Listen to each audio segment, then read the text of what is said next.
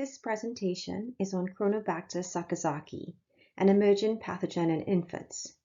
In February 2022, there was a recall on powdered infant formula due to possible Cronobacter contamination. Cronobacter infections are rare, but are especially high risk for newborn infants.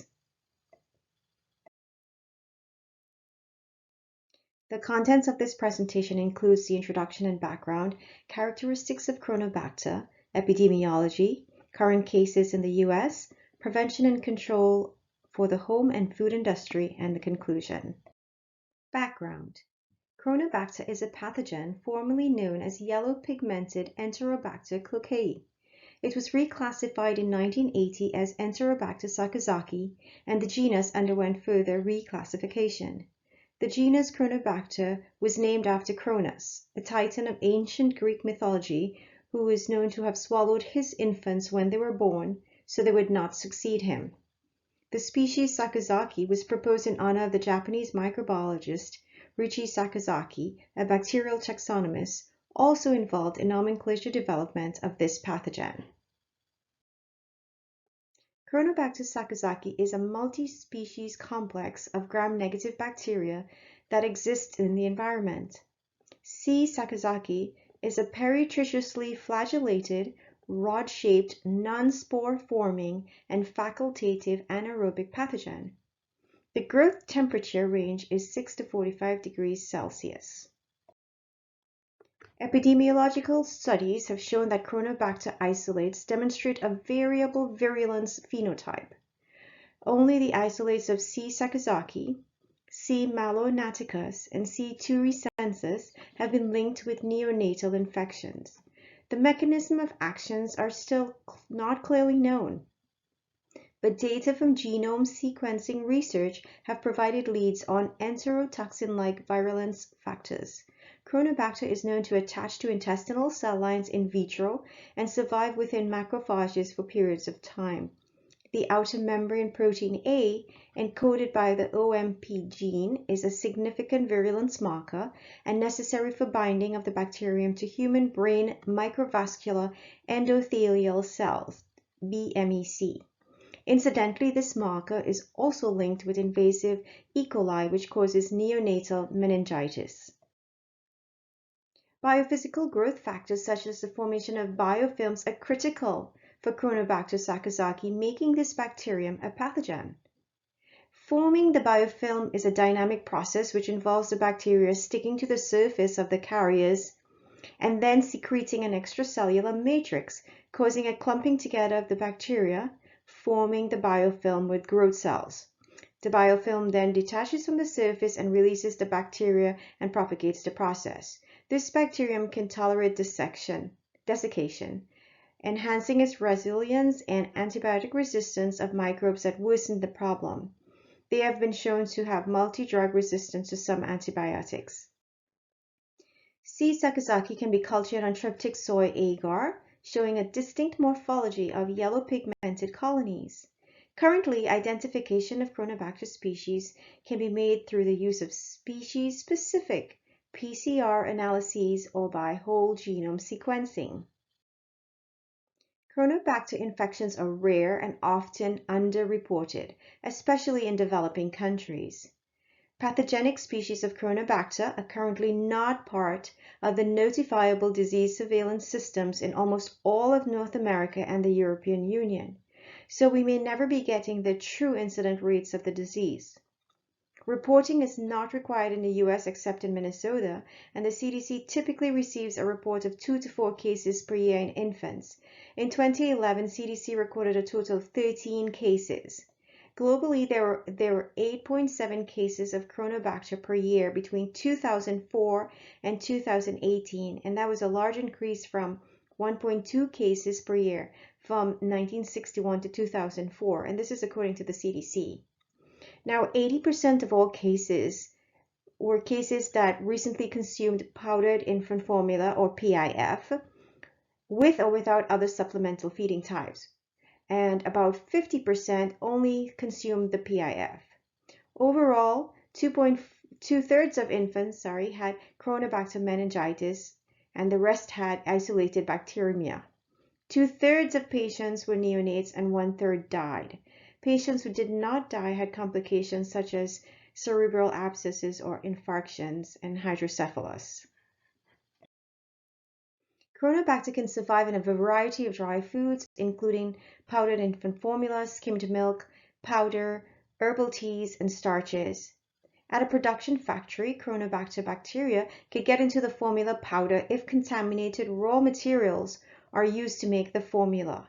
At home, the PIF could also become contaminated after the container is opened or if formula lids or scoops are placed on contaminated surfaces and later touch the formula, or if the formula is mixed with contaminated water or in a contaminated bottle.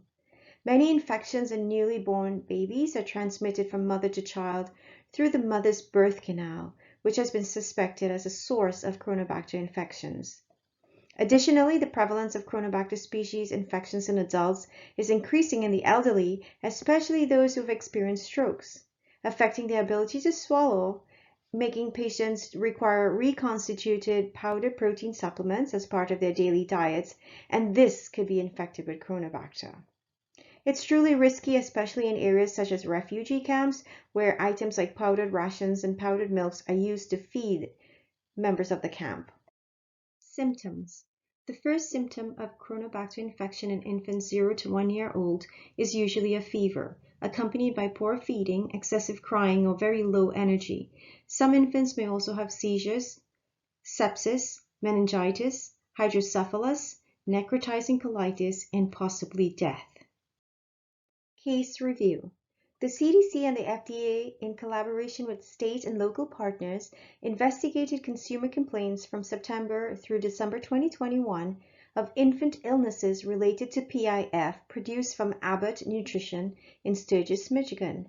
According to the FDA, there were 4 reported cases of infants falling ill, 3 with Cronobacter and 1 with Salmonella, in 3 states, Minnesota, Ohio, and Texas.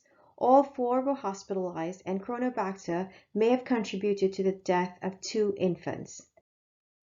On February 17, 2022, Similac, Alimentum, and Elecare powdered formula were recalled.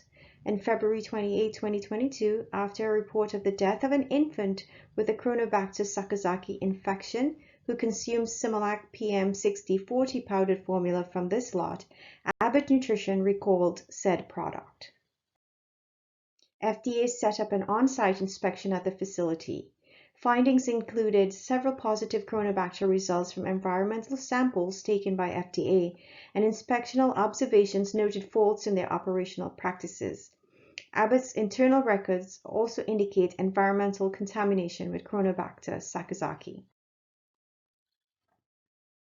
Traceback investigation showed that the CDC performed whole genome testing on Cronobacter bacteria isolated from 2 available patient samples. They made comparisons with environmental samples taken at the facility. Mitigation. Recalls were implemented on specific lots of PIF. Users could enter the product code on the company's website to check for lot number recall. If in possession of recalled powdered formula, stop use immediately. If code is not visible, discontinue use. Use safe products according to package instruction. FDA advisory page has additional information regarding specialty infant formula. And if baby has symptoms of Cronobacter illness, seek immediate attention. PIFs are not sterile products, so they are susceptible to bacterial infection.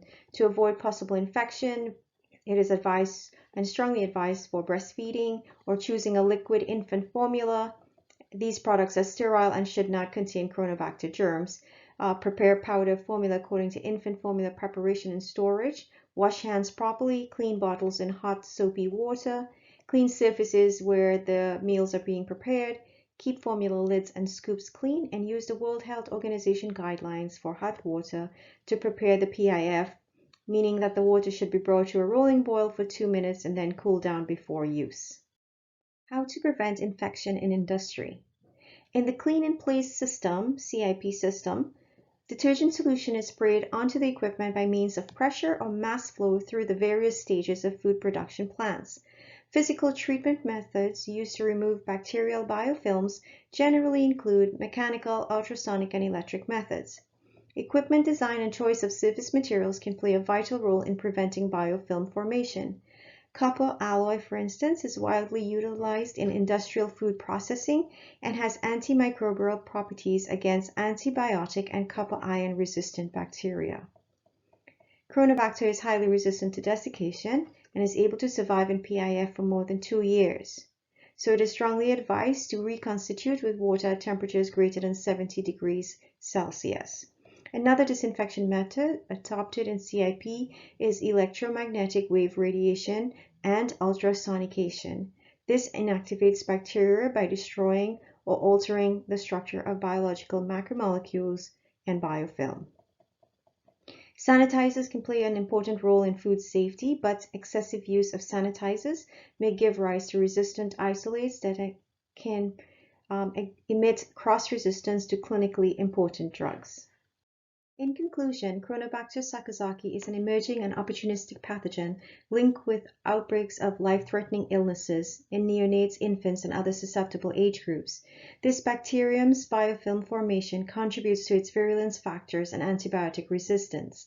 It's everyone's responsibility to be involved in a safe farm-to-fork approach in mitigating or preventing this infection. From the consumer to the manufacturer must give attention to contamination scenarios such as manufacture, processing, handling, preparation, storing, and reconstitution. Implementing of good manufacturing practices and hazard analysis and critical control point and cleaning in place can not only avoid economic loss, but save human lives. Thank you. These are my references. Thank you.